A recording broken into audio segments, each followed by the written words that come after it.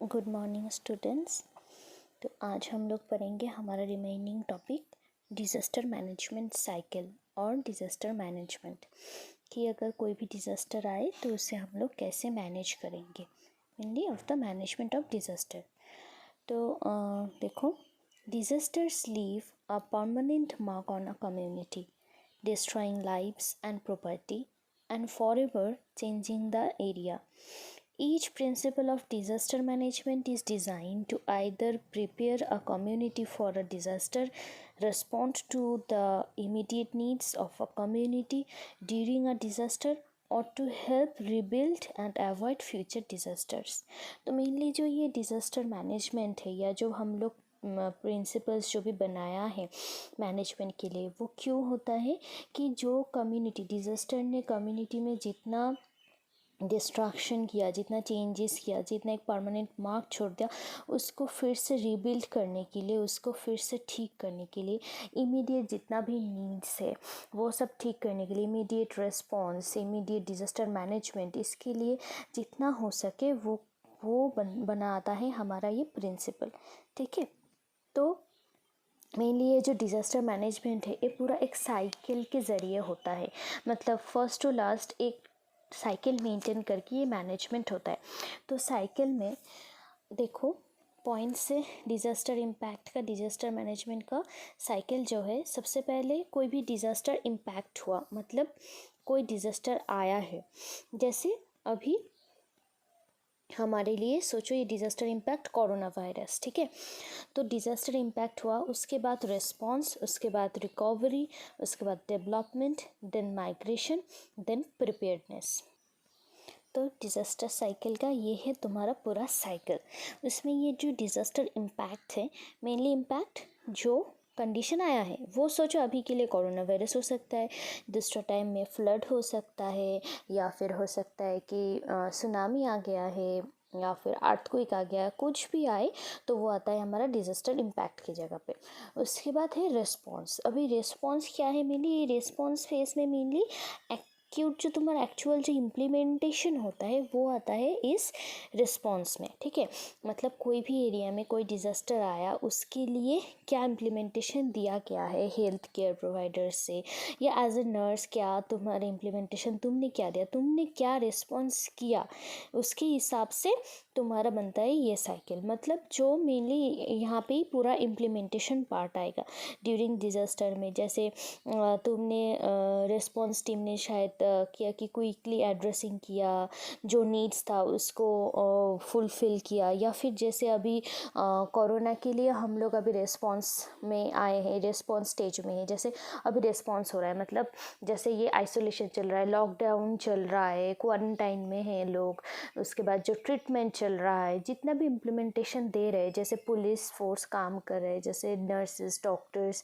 सारे health care providers काम कर रहे हैं, ये सब कुछ अभी के लिए क्या हो रहा है हमारा रिस्पॉन्स पार्ट में। मतलब हम लोग डिज़ास्टर मैनेजमेंट के लिए जो काम करते हैं वो है हमारा रिस्पॉन्स पार्ट में। ठीक है, उसके बाद आता है हमारा रिकवरी।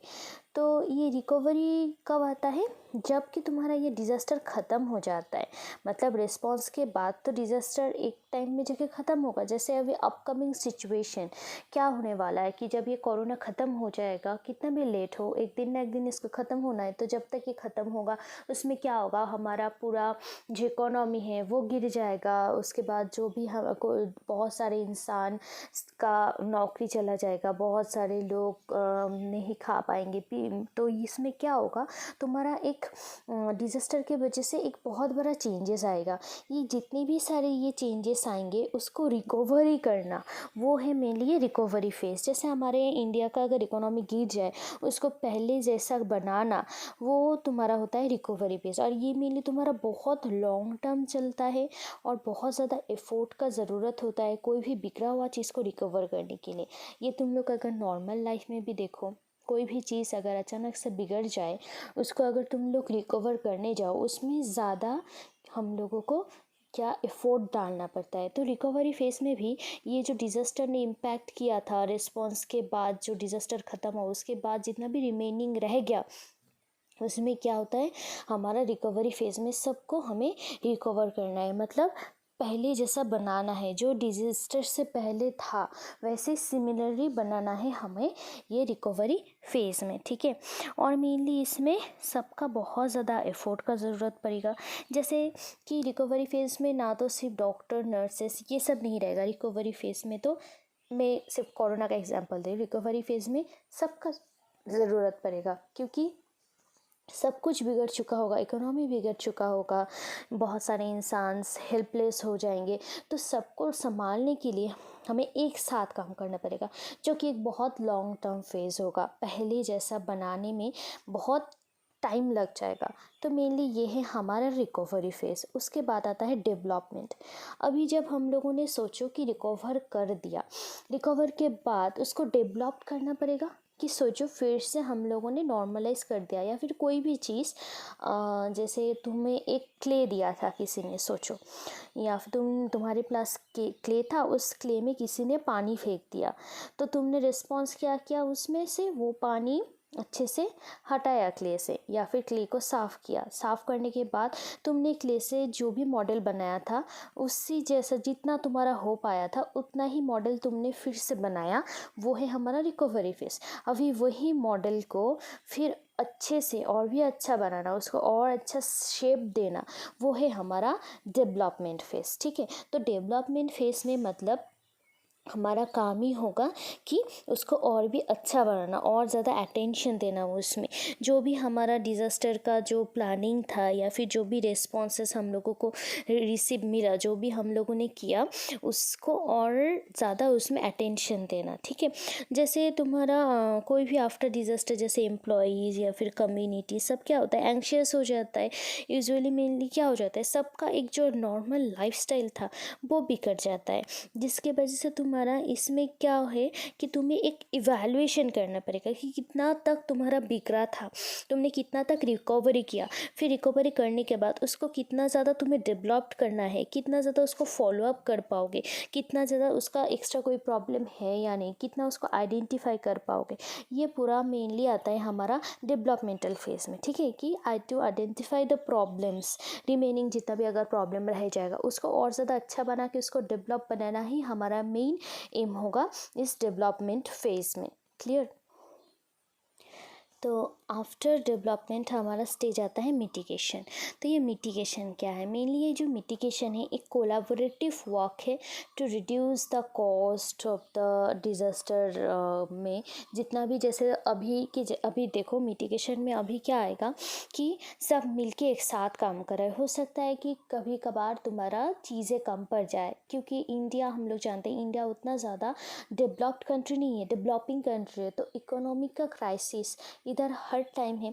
तो ऐसे सिचुएशन में मिटिगेशन में काम आएगा कोलैबोरेटिव वर्क, जहाँ पे सब मिलके तुम्हारा काम कर रहा है, ऐसे काम कर रहा है कि हमारा कॉस्ट भी थोड़ा बच जाए, या फिर हम लोग क्या कर रहे हैं अभी थोड़ा सा यूटिलाइज करके सब काम कर रहे हैं। जैसे कितने सारे किट जो है हमारे पास, सोचो कि किट के बारे में कि कोरोना डिटेक्शन के लिए किट हमें कम हो रहा है, तो ये किट अभी किसके हिसाब से काम कर रहा है कि किट हमारे पास अवेलेबल किट उतना ज़्यादा नहीं है, हमारे फ्यूचर यूज़ के लिए भी हमें रखना है।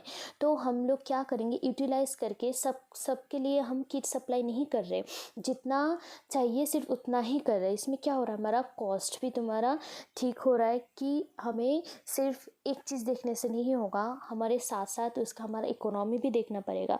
तो सब मिलके जो कोलैबोरेटिव काम करके जो एक रिज़ल्ट आता है वही है मेनली हमारा मिटिगेशन, ठीक है। हो सकता है कि स्टाफ क्राइसिस हो, कि अगर ऐसी पैंडेमिक सिचुएशन बढ़ता रहा, इंडिया का और भी ज़्यादा ख़राब होता रहा, बिगड़ता रहा, तो एक दिन क्या होगा, हॉस्पिटल में नर्सेस डॉक्टर्स भी कम होने लगेंगे अकॉर्डिंग टू पेशेंट। तब क्या होगा, स्टाफ क्राइसिस होगा। इस सिचुएशन में सब मिल के काम करना, या फिर जब अभी वॉलेंटियर के लिए एक फॉर्म निकला है ना, तुम लोग देख लेना कि कोरोना वायरस के फाइट करने के लिए अगेंस्ट में वॉलेंटियर कौन कौन होना चाहता है। तो वॉलेंटियर्स के जो पेपर्स निकल रहा है, जो फॉर्म्स निकल रहा है, तो कि वॉलेंटियरली तुम कितना काम करना चाहते हो। तो ये क्या है, कोलैबोरेटिव वर्क है, तुम खुद से कर रहे हो, जो तुम्हारे एक एरिया का, एक कंट्री का जो भी बचत के लिए जो हम लोग करते हैं वो है मेनली हमारा मिटिगेशन। तो मिटिगेशन करके हमारा फ्यूचर यूज़ के लिए स्टोर रखना, ये मेनली डेवलपमेंट फेज़ के बाद हमें ये फेज़ आएगा, ठीक है। तो मिटिगेशन में तो हम लोगों ने बचा लिया या फिर हम लोगों ने क्या किया, कॉस्ट को मेंटेन किया, रिड्यूस किया, ताकि हमारे फ्यूचर में हमारे पास अवेलेबल रिसोर्सेस हो। उसके बाद जो आता है मेनली हमारा ये प्रिपेयर्डनेस फेज़। तो ये प्रिपेयर्डनेस फेज़ क्यों? क्योंकि एक डिज़ास्टर जब हो जाता है तब जाके सब बिगड़ जाता है। तो वो डिज़ास्टर ना हो उसी से पहले कुछ प्रिपेयर करके रख देना, वो है प्रिपेयर्डनेस।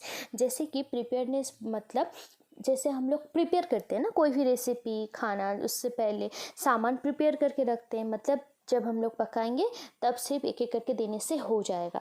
तो सेम थिंग, कोई भी डिज़ास्टर आने से पहले ना तो सिर्फ हेल्थ प्रोफेशंस, बाकी अदर्स ऑल प्रोफेशंस मिलके बनाते हैं डिज़ास्टर प्रिपेयरनेस। इस टाइम में हम लोगों को सब कुछ प्रिपेयर करके रखना पड़ता है, जैसे emergency team, emergency rescue team, emergency जो रिसोर्सेस या फिर सप्लाईज, ऐसे करके हर कंट्री में एक प्रिपेयर्डनेस, डिज़ास्टर प्रिपेयर्डनेस रहता है। जैसे कि सडन कोई डिज़ास्टर आ जाए तो हमारे पास हमारा एक स्टॉक रहे। वो तुम्हारा हो सकता है पैसा, जैसे फंड हो सकता है, हर कंट्री का फंड रहता है एक डिज़ास्टर प्रिपेयर्डनेस का, कि अचानक से अगर कोई डिज़ास्टर आ जाए वो फंड से हम लोग यूज़ करेंगे। जैसे अभी हो रहा है, अभी जो फंड यूज़ हो रहा है क्या है, वो डिज़ास्टर प्रिपेयर्डनेस का फंड है। तो अचानक से अगर डिज़ास्टर आ जाए तो हमें कि चारों ओर से सब मिलके जो हम लोग ढूंढेंगे, क्या करेंगे क्या नहीं, वैसा सोचना नहीं पड़ेगा, सब टीम हमें रेडी कर के रखना पड़ेगा। तो डिज़ास्टर प्रिपेयर्डनेस का बहुत सारे प्रिंसिपल्स है, जैसे टीम्स रेडी करना, जैसे वॉलेंटियर रेडी करना, उसके बाद जो हमारे NGOs वगैरह उन सब को प्रिपेयर करना, ये सब कुछ मेनली आता है हमारे प्रिपेयर्डनेस के ऊपर। तो कोई भी डिज़ास्टर प्रिपेयर्डनेस करने से पहले हमें क्या करना पड़ता है, इवैल्यूएशन क्या करेंगे हम लोग, सिचुएशन कंडीशन, अगर हो सके कि कोई भी स्टॉर्म आ रहा है तो हमारा जो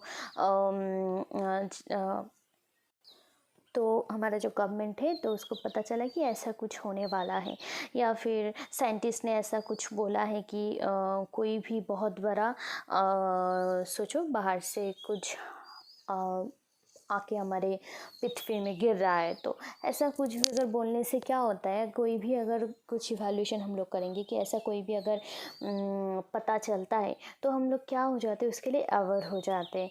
तो तब जाके क्या होता है प्रिपेयर्डनेस में कि अवेलेबल रिसोर्सेज जितना है वो सब चेक करना पड़ता है कि हमारे पास कितना फ़ंड है, रिसोर्सेज कितना है, इसको टैकल करने के लिए कितने सारे फाइटर्स हैं हमारे पास, कितने सारे टीम है, कितने सारे NGOs है, कितने सारे प्राइवेट सेक्टर्स हमें हेल्प करें। ये सब इवैल्यूएशन के बाद एक टीम बनाना, एक टीम कर देना कि ये लोग ऐसे हेल्प करेंगे, या फिर ये लोग इसके ऊपर मैनेजमेंट के लिए ये कोई हेड बना देना।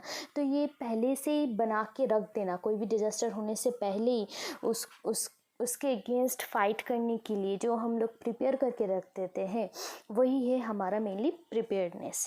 क्लियर?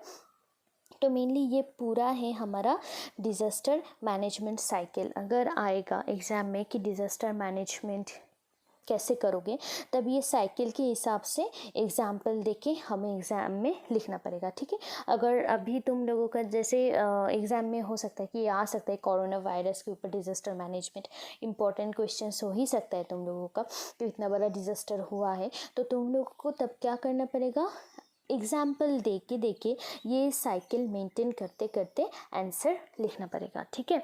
मतलब जैसे कैसे लिखोगे क्वेश्चन का आंसर, जैसे पहले तो ये साइकिल बना दोगे, या फिर साइकिल को तुम लोग फ्लो चार्ट के हिसाब से भी दिखा सकते हो। फिर एक एक साइकिल को डिस्क्राइब करोगे अकॉर्डिंग टू द पॉइंट्स, सिर्फ कौन सा साइकिल में क्या हो रहा है। उसके बाद जाके एग्जाम्पल में जाके अच्छे से लिखना पड़ेगा कि डिज़ास्टर इम्पैक्ट में, जैसे हो सके डिज़ास्टर इम्पैक्ट में कोरोना वायरस, उसके बाद उसका रिस्पॉन्स क्या क्या किया, क्या क्या प्रिकॉशन हुआ वो सब, उसके बाद उसका रिकवरी में क्या हुआ, उसका डेवलपमेंट में क्या क्या हुआ, मिटिगेशन में क्या क्या करना पड़ेगा, प्रिपेयर्डनेस में क्या करके रखोगे। तो ऐसे करके एग्जाम्पल देखे एग्ज़ाम के टाइम में लिखना पड़ेगा, ठीक है।